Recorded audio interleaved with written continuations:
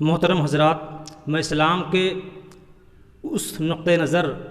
پہ بحث کرنا چاہتا ہوں جس اسلام کے اندر کچھ مفاد پرست علماؤں نے ذات پات والا کانسیپٹ کو سامنے لایا ہے، جبکہ اسلام کے اندر میں ذات پات اور اونچ نیچ کا کوئی کانسیپٹ نہیں ہے، پر مسلمانوں کے اندر میں یہ چیز ہے، اس سے انکار نہیں کیا جا سکتا۔ یاد رکھیں کہ کلو مومن اخوا، کہ ہر مومن بھائی بھائی ہے۔ قرآن مقدس کا یہ ارشاد جہانگیری آفاقی اور جملہ اخلاقی قدروں کا زبردست ضامن، حامی اور نگراں ہے۔ اسلامی معاشرہ کی عمدہ تشکیل اور زبردست مسلم سماج کا پاکیزہ وجود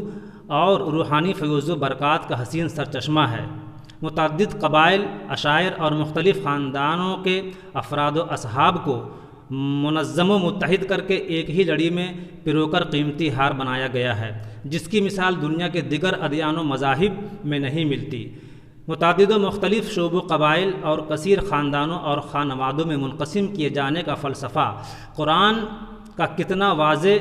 دلچسپ اور صریح انداز میں پیش کرتا ہے کہ یا ایھا الناس انا خلقنکم من ذکر و انثی وجعلناکم شعوبا وقبائل لتعارفوا ان اکرمکم عند اللہ اتقاکم۔ اے لوگو، ہم نے تمہیں ایک مرد اور ایک عورت سے پیدا کیا اور تمہیں خاندانوں اور قبیلوں میں بنایا تاکہ تم ایک دوسرے کو پہچانو۔ بے شک تم میں سب سے زیادہ عزت والا اللہ کے نزدیک وہ ہے جو تم میں سب سے زیادہ متقی اور پرہیزگار ہے۔ متعدد و متنوع اور خاندانوں قبیلوں میں انسانی تخلیق کی حکمت اور اس کی اصل غایت ایک دوسرے کی پہچان بتائی گئی۔ قرآن کریم کا لفظ لتعارفوا ہے، نہ کہ لتفاخروا، نہ لتکابروا، نہ لتفاوقوا اور نہ لتتعالوا، یعنی ایک دوسرے پر فخر کرنا، ایک دوسرے پر بڑائی جتانا اور ایک دوسرے پر فوقیت و برتری جتانا ہرگز نہیں ہے۔ اکرام و اعزاز، تکریم و تعظیم کا سبب صرف تقوی ہے اور خدا ترسی اور خدا شناسی ہے۔ قرآن مقدس کہ ان آیات کریمہ اور ان جیسی دوسری آیات کریمہ اور احادیث مبارکہ کی متعدد و مستند کتب سے اور جملہ انبیاء و مرسلین، صحابہ کرام، تابعین اعظام، فقہائے اسلام، صدیقین، شہداء اور صالحین رضی اللہ تعالی عنہم اجمعین کے ارشادات و فرمودات، احکام و فرامین اور ان کی حیات طیبہ کے روز و شب کے تأمل سے یہی ایک پیغام ملتا ہے کہ عند اللہ اعزاز و اکرام اور عزت و وقار کا اصل سرمایہ تقوی ہے، نہ کہ دنیاوی منصب و اقتدار، نہ سلطنت و حکومت اور نہ جہانگیری و جہانداری۔ اور تقوی عہد و کرسیوں اور منصبوں اور فرما روائیوں کے حصول کا نام نہیں، بلکہ خالصاً اللہ جل جلالہ اور رسول علیہ السلام کی سچی رضا طلبی اور حقیقی خوشنودی حاصل کرنے کا نام ہے، جو اسلام کے فرائض و واجبات کی بجا آوری اور ممنوعات و منہیات شرعیہ کا احتراز و اجتناب کیے بغیر حاصل نہیں ہو سکتی۔ عقائد نامدار،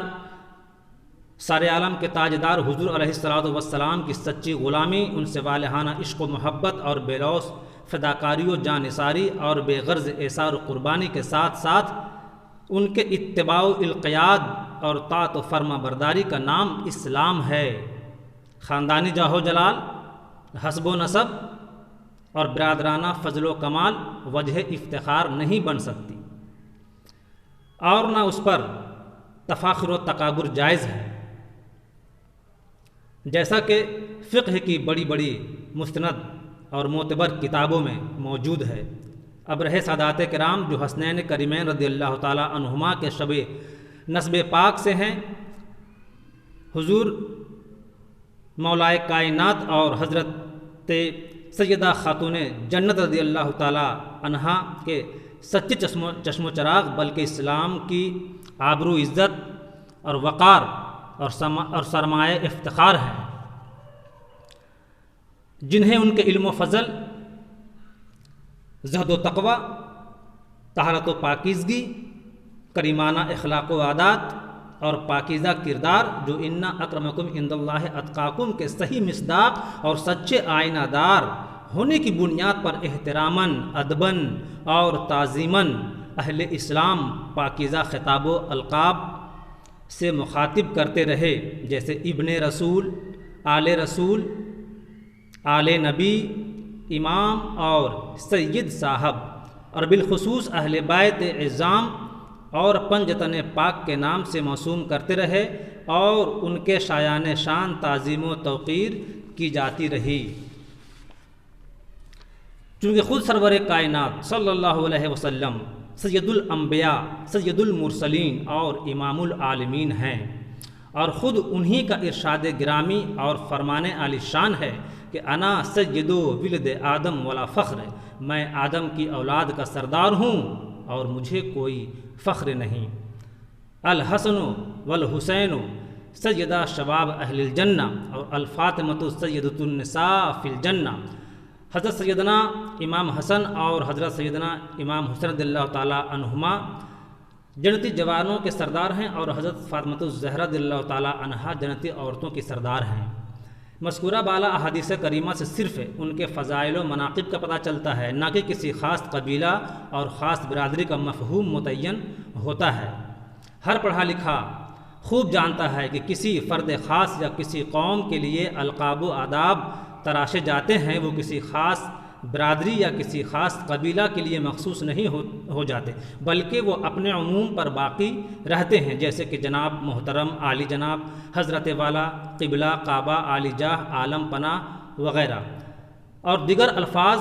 کلمات جو بولے یا لکھے جاتے ہیں ان سے کوئی خاص قبیلہ یا برادری مراد نہیں ہوتی، یعنی جناب محترم، عالی جناب، حضرت والا، قبلہ، کعبہ، عالم پناہ کوئی قبیلہ یا برادری نہیں ہے۔ ایسے ہی لفظ سید،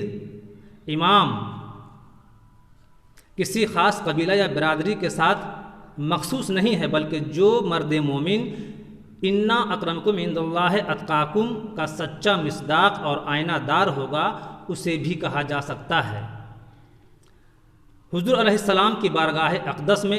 قبیلہ انصار کے چند افراد و اصحاب حاضر باش تھے۔ اتنے میں حضرت سعد بن معاذ رضی اللہ تعالیٰ عنہ کا آنا ہوا تو حضور نے حاضر باش انصار سے ارشاد فرمایا، قوموا الی سیدکم یا قوموا لی سیدکم، اپنے سردار کے لیے کھڑے ہو جاؤ۔ پھر حضور کا ارشاد ہے کہ سید القوم خادمہم، یعنی قوم کا سردار قوم کا خادم ہوتا ہے۔ مذکورہ الفاظ حدیث سے اچھی طرح سمجھ میں آتا ہے کہ جس کسی کے اندر دین و ایمان کے ساتھ ساتھ پرہیزگاری، تقوی شعاری اور خدا ترسی ہو، اور قوم کی سچی قیادت و رہبری کا بالغ شعور رکھتا ہو، وہ اپنی قوم کا سردار ہے، جسے عربی میں لفظ سید سے تعبیر کیا گیا ہے۔ مذکورہ بالا حدیث کی روشنی میں امامین کریمین سیدہ خاتون جنت، پنجتن پاک اور دیگر اہل بیت اعظام رضی اللہ تعالیٰ عنہم اجمعین کی عظمت و تمکنت، فضیلت و برتری، جاہ و جلال اور جملہ فضل و کمال کا مدار تقوی اور صرف تقوی ہے۔ صرف خاندانی جاہ و جلال اور حسب و نسب کی برتری ہوتی تو ابو لہب اور ابو جہل اور اس کی ساری کمپنی کو آنکھوں سے لگایا جاتا اور دلوں میں بٹھایا جاتا، مگر خدا شاہد ہے اور تاریخ بتاتی ہے کہ حضور اقدس صلی اللہ علیہ وسلم نے اور پوری ملت اسلامیہ نے انہیں پائے حقارت سے ٹھکرا دیا، جبکہ قرابت کے اعتبار سے اپنے چچا تھے۔ معلوم ہوا کہ دین و ایمان نہ ہو تو قرابت کسی کام کی نہیں، اور حضرات بلال حبشی، صہیب رومی، سلمان فارسی اور ابو ذر غفاری اور حضرت خباب رضی اللہ تعالیٰ عنہم اجمعین کو حضور علیہ السلام سے کوئی قرابت رشتہ داری نہ تھی۔ حسب و نسب اور خاندانی بزرگی و برتری کے اعتبار سے بھی بظاہر کوئی فوقیت نہ تھی، مگر ان کے سینوں میں عشق مصطفی اور عشق رسول کا چراغ ہزار آندھیوں کی زد میں بھی روشن تھا۔ دین و ایمان کی غیرت و حمیت کا آفتاب جگمگا رہا تھا، تو رسول سرور کائنات علیہ السلام کی آنکھوں کے تارے اور جگر پارا بن کے رہ گئے۔ فضل ایمان ہی پہ ہے فضل نسب بھی موقوف، اور بو لہب کو بھی لگا ہاتھ نہ تبت کے سوا۔ اور اس حقیقت سے بھی انکار نہیں کیا جا سکتا کہ حضور سرور کائنات صلی اللہ علیہ وسلم کے حسب و نسب اور خاندانی فضائل و کمالات بہت مشہور و معروف ہیں۔ سبھی مورخین بالخصوص اسلامی تاریخ داں، عرب تاریخ نویس اس بات پر متفق ہیں کہ حضور علیہ الصلاۃ والسلام قبیلہ قریش اور خاندان بنو ہاشم کے چشم و چراغ ہیں، یعنی قرشی و قریشی اور ہاشمی و مطلبی ہیں۔ ان کا امام الانبیاء ہونا، سید المرسلین کا تاج زر نگار کا حاصل ہونا اور دیگر بے شمار انگنت القاب و آداب اور خطابات والا ہونا ان کی فضیلت پر دال ہے۔ مگر سید الگ سے کوئی قبیلہ نہیں۔ عرب کی تاریخ قبائل میں بہت سارے قبائل ہیں، جیسے قبیلہ قریش، قبیلہ انصار، قبیلہ بنو نجار، قبیلہ بنو کلب، قبیلہ بنو تمیم، قبیلہ بنو سعید وغیرہ۔ لیکن اور جو ذات اپنے آپ کے آگے، اپنی ذات کے آگے جو لگا رہے ہیں، اس نام سے کوئی قبیلہ نہیں ہے۔ ہاں، سید شیخ ملک سلطان خان معزز و محترم اور صاحب قدر و منزلت شخصیتوں کے بطور اعزاز و اکرام لکھا جاتا رہا اور انہیں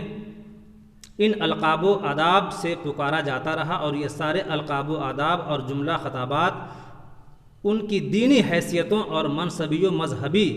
مقامات کو مد نظر اور ملحوظ خاطر رکھتے ہوئے وضع کیے گئے ہیں۔